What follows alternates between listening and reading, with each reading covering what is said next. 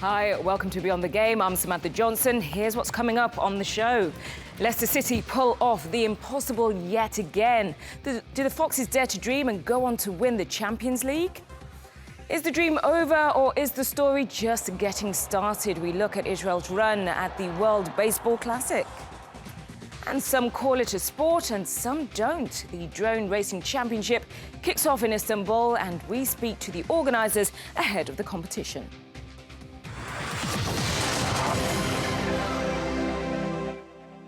Now, imagine this, a football team winning the most prestigious European title and then getting relegated in the same season. Now, as ludicrous as that sounds, it may be entering the realms of possibility. Leicester City shocked the footballing world once again by dumping Sevilla out of Europe's Premier competition. Darry Priest has this one. The fact that last season's Premier League winners have made it through to the last 8 of the Champions League shouldn't come as much of a surprise. But then again, it's Leicester City.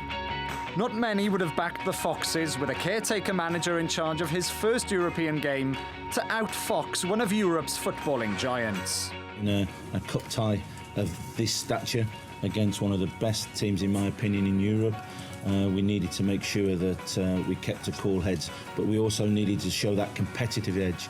That was the game plan, to try and press high up, try and make it as uncomfortable as we can for Seville. We didn't want them playing their passing game. That wasn't entirely the case.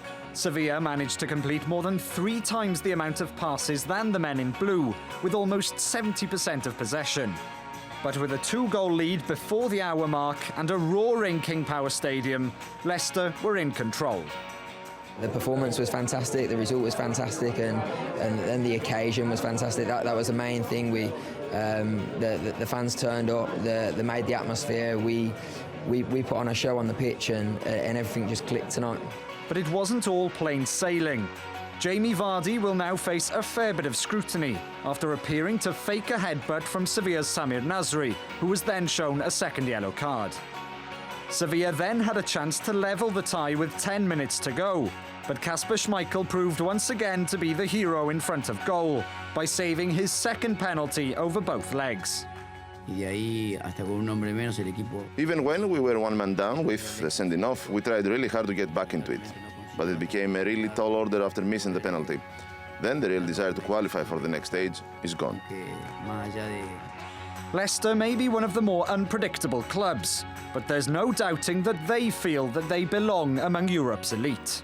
Well, we know there's going to be some terrific teams, as there was in the previous round, but we're in there on merit, make no mistake about that, and we might just be the surprise team.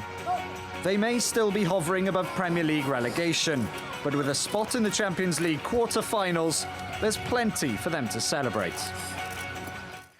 Well, someone who was there on that unbelievable night is the football broadcaster Andy May. Andy, thank you for talking to Beyond the Game. Now, this is a team, a side that keep on defying the odds. How on earth are they pulling off the unthinkable?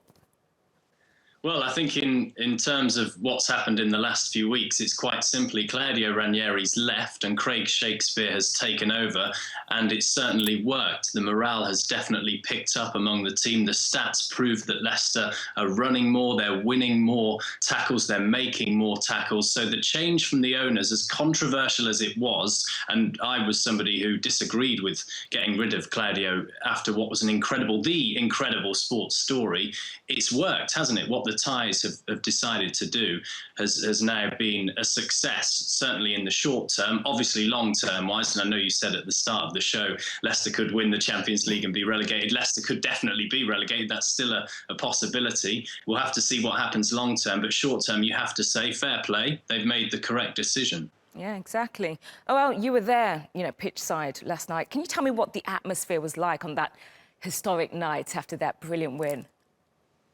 It's the best night I've ever seen at Leicester City. Certainly at the new stadium, it it cannot really compare in terms of a match that actually means something. Obviously, Leicester got the title, the trophy delivered to them against Everton last season towards the end of the campaign in the Premier League. Clearly, that was an incredible day because it wasn't a night, but this was massive because it actually had something riding on it, the game. Last season, Leicester won the league by virtue of another result, the game at Chelsea, if you remember, at Stamford Bridge when Chelsea and Tottenham drew, so that sealed it for Leicester. Last night, Leicester went out there and they did the business themselves on the pitch. There were flags, there was so much noise. In fact, at one point, when they played the famous UEFA Champions League music before kickoff, they tried to compete the stadium with the speakers, with the fans, because they were making so much noise, and the speakers were almost breaking at one point. It was just such an incredible moment to be inside there, and even though it was work for me, it was an absolute privilege to be there for that night, because no one would have predicted Leicester would have won the Premier League and now gone on to be among the best 8 in Europe. Well, it's times like that you really do appreciate your job. Now, Arsene Wenger said last season that they'd actually struggle in the Champions League. Now, of course, they've made it into the last 8. What are they doing different to the Gunners, seeing as Arsenal haven't gotten to the last 8 in, what, 7 years? Yeah, I read that comment today from Arsene Wenger. I think it was recycled, wasn't it, from the end of last season? And to be fair to Wenger, he did say a little bit more about that. He did say good luck to Leicester. He said they're a good side. I think he was more getting at the fact that the matches are different in Europe. The tempo's a bit different. The opposition's different, clearly, because you don't play against those teams. So I think it's a bit unfair to Wenger. Some of the reports we've seen today about him saying Leicester will struggle and, Arsene Wenger's yet again been proved wrong. It's time for him to go. I think that's a bit unfair, to be entirely truthful. But I think with Leicester this season, they've just gone out in the Champions League and played with confidence. In the Premier League, they've been, I wouldn't say found out, but teams know what they're about. They know to stick a man on Mahrez. They know if they pay attention a bit more to Jamie Vardy, get stuck in and stop his runs, and don't go at Leicester too much with a high line and allow them to get them on the counter-attack. That is the way to face Leicester. And for some reason in the Champions League, it's still working. But then part of me still also feels that Leicester have only really been tested in the Champions League by Sevilla, because the group was quite favourable to Leicester. Certainly when you look at Man City's group, the opposition they had. All right, Andy, thank you very much for coming on, and speak to you very soon. Right, Manchester City boss Pep Guardiola is set to eclipse Louis van Gaal as the most successful manager in European club football after 100 games. The former Barcelona and Bayern Munich coach has won 61 of the 99 games he's overseen, drawing 23 and losing 15. Looking at Van Gaal's record, he has 61 wins of his first 100 games in Europe, with drawing 22 and losing 17, which makes Guardiola more successful even if he loses tonight against Monaco. And finally, we have Rafa Benitez, who's third on the podium. He's won 30, drew 22 and lost 18. So let's have a little chat about the great man with Mina Rizuki. He's live in London. Mina, always great seeing you. You've got to tell me, what makes Pep Guardiola the coach he is today? I think he's a man who is tactically innovative, who's happy to move with the times and evolve and progress and adapt his tactics to, or at least change them a little to counterattack or counteract rather the opponent. That's something that he has under his belt. He also comes with so much respect. So players and teams are always willing to listen to him, always willing to do what it is that he asks of them, knowing that if they are to sacrifice, then they can make a difference. But I think what makes him really special is, as opposed to other modern-day coaches, he doesn't try to mask the deficiencies of the squad. He's actually brilliant in getting the best out of his players, those uniquely skilled ones who attack brilliantly or have something very special. He knows how to draw that out and make that actually shine on a pitch, as opposed to just asking a team to play as a unit and try to cover up their weaknesses. He's someone who really extols the virtues of his squad, and that makes him different. Well, he's been accused of being handed ready-made winning teams at Barcelona and Bayern Munich. Is his first, let's say, real test with Manchester City?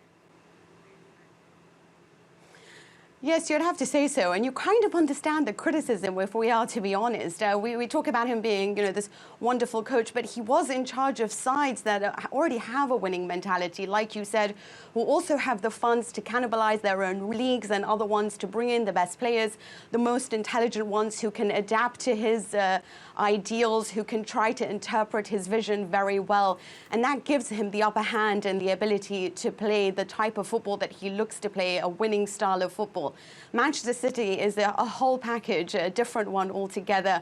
It's a side that is still psychologically fragile. It's a side that still needs to learn how to push through the barriers and try to win all their matches, whether they be small or big. Some call him revolutionary, but I still think he's a man who did very well to combine two ideals, or that had come before him, that of Tele Santana's and Arrigo Sacchi's, and combining two styles or really ideals of football has given him that platform to continue progressing and making football a joy to watch, really. Well, you've just used the word there, revolutionary. Does he actually change the game every time he changes the team? Yes, it's exactly that. I mean, when he started with Barcelona, it was what I was saying there. He tried to combine the offensive movements of Tele Santana with the discipline and the high pressing of Arrigo Sacchi's great Milan side, and being able to see that and combine that and really interpret that with his Barcelona team was a wonderful thing to watch. But perhaps after that, he might have changed too much. In Bayern, he gave them the ability to also attack with pace, to also use their width. But sometimes he maybe changes too much, at least when it comes to player positions, which can cause confusion if you don't have players who are willing to interpret or sacrifice or adapt to the different roles that they're being handed. But yes, every coach or every team, rather, that he's played against, he always changes something special, and we always see something new. Sometimes that causes confusion, as we've seen with Manchester City, and that probably is the reason behind the lack of consistency. But it's always interesting to watch and always something to learn from. And coaches need to evolve. And that's perhaps the problem that Jose Mourinho is suffering from, because he's still a little basic when it comes to his tactics. OK, I'm not sure Mourinho would like you calling him basic, but hey-ho. When it comes to tonight, it's Monte Carlo or bust for City. Now, Guardiola is sticking with his guns. He's saying that they're going to go all out on the attack. Is that going to backfire on them, seeing as they've got a very important game this Sunday with Liverpool? To be honest, whether it backfires or not, they don't really have any other option, because they can hardly play defensive football. We've seen how fragile they are at the back, and they are a team that really is built to go forward. We've seen, even with his great Barcelona and Bayern Munich sides, that at times they have suffered defensively, especially when players run at them with pace. He is a type of coach who prefers the team to possess the ball, to hold the ball, and that is his version of defensive football. But unfortunately, when you are playing away from home, it's vital that you get the away goal at times. And Manchester City are not a team that really know how to defend. So they are going to have to attack and hope that they do it so much better than Monaco can. But Monaco are at home. They have, well, back in the day, managed comebacks, especially against the likes of Real Madrid. I have to stop you there. So we'll get you back on when let's see if City get through. But again, thank you for coming on. Now, from the most successful to the most unlikely, and in Israel, they're not really known for many sports. Maccabi Tel Aviv in basketball being the most obvious success story, but now they may have a rival for the hearts of Israelis. Baseball. Here's Lachlan Gazzelli with a story about a team stealing the heart of fans at the World Baseball Classic, even if nobody knows them at home. Some say the beauty of sport is in participation alone, not in success. But when those who are supposedly there just to make up the numbers start winning, you have the makings of a good luck tale. Israel and baseball should be totally disconnected thoughts, worlds apart and never the two shall meet. But at this year's World Baseball Classic, they're not as foreign to each other as you'd think. A side who came into the competition ranked outside the top 40, facing off with nations like Cuba and Korea. But they weren't the cannon fodder many anticipated. Instead, a glimmer of hope in an otherwise unsentimental sporting world appeared. Guys believe in themselves, and it doesn't matter what people outside that locker room say or think or believe. Our guys believe in themselves. Plus, we get guys with ability, and we were undervalued, and it doesn't matter, what the the other people think. It's what the people think of themselves. It's about confidence, and we've got a lot of guys with confidence. Now, before you start dreaming dreams of David and Goliath feats, it's all over. An 8-3 loss to baseballing superpower Japan was enough to see Israel off at the quarterfinal stage. But they won't be remembered for losing, but wins over sides like Cuba, South Korea, and of course, this man, the mensch on the bench. As far as mascots go, isn't like any other. Well, he's on our team, and everybody brings something to the team, and certainly the mensch is a unifying factor for our ball club. Before there's visions of baseball among the Holy Land of Jerusalem, it's worth remembering that America's strong Jewish community has played a pivotal role in this side. Names like Ike Davis and Jason Markey will be noted by even the part-time baseball fan. But this is a nation whose very own sports minister admitted to the press he had no idea about the side or its players. And while the competition moves on to semi-finals, including the usual types of Japan and the United States, one thing is for sure, the mensch and his men have made their mark. So while the dream has unfortunately come to an end, there's more than enough for Israelis to celebrate. Before the match, we caught up with the Israel Baseball Federation's president, Peter Cruz, who told us a little bit about the impact this tournament's had. It's been incredible. I mean, you know, the rules of the WBC, there's a heritage rule, which allows you to bring players from heritage. And these guys, you're absolutely right. They're not from Israel, but they're all of the Jewish faith. By the way, here's some more coming into the clubhouse behind me. We're all of the Jewish faith, and we're all together here. If anything, there are not that many Jewish people in the world. We're a total population of 15 million. So we were able to build a team where the American Jewish population can help the country of Israel build a team that can be at the world level and that can compete at the world level, and that's incredible. To get this far in this tournament, we had confidence in ourselves, and we knew we could get here. But I think the rest of the world was surprised and shocked. We weren't shocked. We knew we would be here, and we look forward to being in this position now. All of a sudden, people in Israel understand that we have a national team in the World Baseball Classic and the World Championship. It's a very minor sport in Israel. We have about 1,000 players in Israel altogether. But even since it's all begun, I've gotten inquiries from players, potential players that want to play, where they can play, how they can sign up. There's no doubt that it's getting more and more buzz in Israel where it's definitely needed. 10 of the guys were in Israel last month from our team. They came to visit. Many of the guys are going to come next winter. We're going to have some trips for them to come next winter. They're going to come help us coach, help us develop the program in Israel, just to be able to come together with these heritage players. They're so into playing for Israel. They're so into playing together for us. It's just been a great experience for them and for us as people from the Federation, and I think back in Israel as well, to see that we have this kind of incredible help from our Jewish brethren in the United States. Now it's time for a quick trip around the world to see some other sporting stories making the headlines.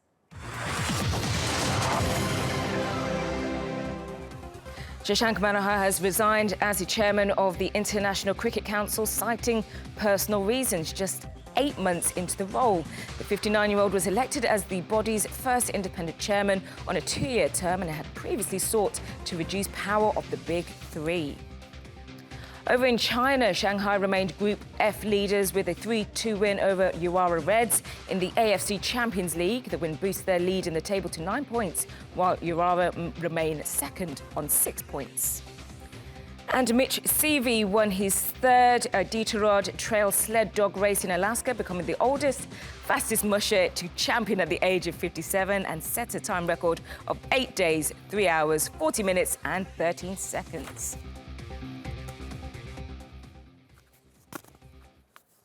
Now, drone racing began not long ago, but spread quickly thanks to social media.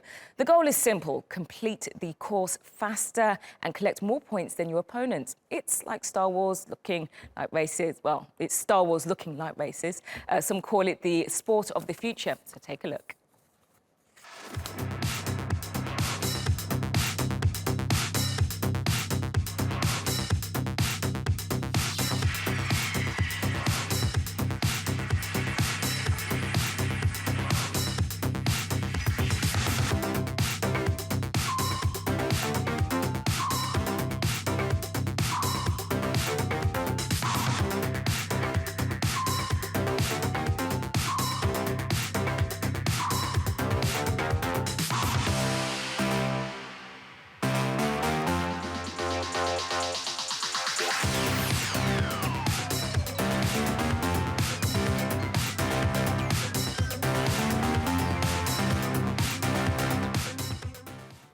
Well, to talk more on drone racing, Justin Haggerty he joins me live. He is the CEO of International Drone Racing Association. Thank you for joining us, Justin. Millions of dollars is being invested in drone racing, but you've got to tell me, is it actually a sport? Thank you for having me. And in terms of us growing into a sport, Idra has been around for the past 2 years. And we've seen a drastic change in terms of the growth of the sport, not just in the United States where we're based, but worldwide. In terms of the money that's starting to come in from investors and also larger sponsors, it's given us the capacity to have a larger reach and engagement with our audience, because our main goal is growing the community. Okay, so can you actually tell us how it works, how drone racing works? Yeah, so the technology that made it possible and kind of set us apart from RC racing in the past, which is just line of sight, kind of merged with VR technology, is the receivers on the drones themselves actually transmit the video straight from the camera feed on the drone to the goggles that the pilot's wearing. So you're seeing in real time, except for maybe 17 milliseconds, what the drone is actually seeing. So it's a very immersive experience that allows us to build courses and pilots to fly through those courses that not only make the experience for the racer very awesome and thrilling, but also our content very exciting to watch on social media. Yeah, and we were just having a look at the pictures now. It looks absolutely amazing. So what skills do you need to take part? So some of the skills to start out, most of the kits that you can find online is do-it-yourself. Probably about 80% of our community still uses drones or multi-rotors or quadcopters that are self-assembled, from the frames to the circuits to even calibrating with different firmware that you can download. So there's a lot of skills that you can learn. The majority of people will learn them straight from YouTube or other channels or other platforms because the knowledge is out there. A lot of the pilots in the community help each other out and explain how to get involved, how to stay safe in flying, and what's the rules and regulations of the areas that you're flying. Some of the things that we've taken measures towards with IDRA in our focus of growing the community is also trying to protect it. So this past January, we launched the first primary liability insurance for pilots. It's a $1 million policy, no deductible, worldwide coverage, to where we can make sure that as the community grows, that we protect them. Okay, so what kind of drones are actually being used? Are they different from the standard ones that we see, not every day, but standard ones that you might get on the high street, for example? So if you go to your regular, like in the United States, if you go to Best Buy or Target or Walmart, the drones that you find there aren't the ones that we race. Those are usually more recreational cinematography drones like DJIs and Uniques. The ones that we use, like I said, are mostly self-assembled, custom-made by the pilots or the teams that are racing. But our community is much larger than that. It's also, the majority of people that fly aren't necessarily racing, just flying for fun in local parks and fields, a part of Facebook groups or meetup groups where they can associate with a community and be a part of a local club. But the drones that we usually fly are about 250 millimeters, small, about the size of a laptop, which makes it a little difficult for us as race organizers. Okay, Jason, I have to stop you there. Thank you so much for coming on to Beyond the Game, and we'll keep an eye on this drone racing as well. Now, Italy has produced its fair share of elite athletes, most of them on the football pitch, but it now has a 19-year-old who's making waves in another sport. Donald Cameron has more. Italians might love chasing a football. This young man prefers to chase the waves. At just 19, Leonardo Fioravanti hopes to become Italy's first world champion surfer. Per me è sempre stato un sogno. Qualifying for the World Championship has always been one of my dreams, and I knew I could do it, but I just didn't think it would happen so soon. Accadere subito. Leonardo and his brother fell in love with surfing during a family holiday, and he hasn't looked back since. Leonardo has now traveled the world in search of bigger and better waves. Per me questo sport era... I think it's the best sport in the world. All my friends played football, which is really popular in Italy. But Matteo and I wanted to spend the whole day in the water. At the age of 15, he became the European junior champion, putting him on course to achieve his ultimate goal of being the best in the world. And he can easily find inspiration in his mentor, 11-time champion US surfer Kelly Slater. Per me Kelly è sempre stato il mio idolo. If you were to see my bedroom back home in Italy, there's still posters of Kelly Slater up on the walls that I put up when I was 12 or 13. Leonardo was invited to ride on the professional tour 3 times last year, where he shocked the surfing world by beating Slater twice.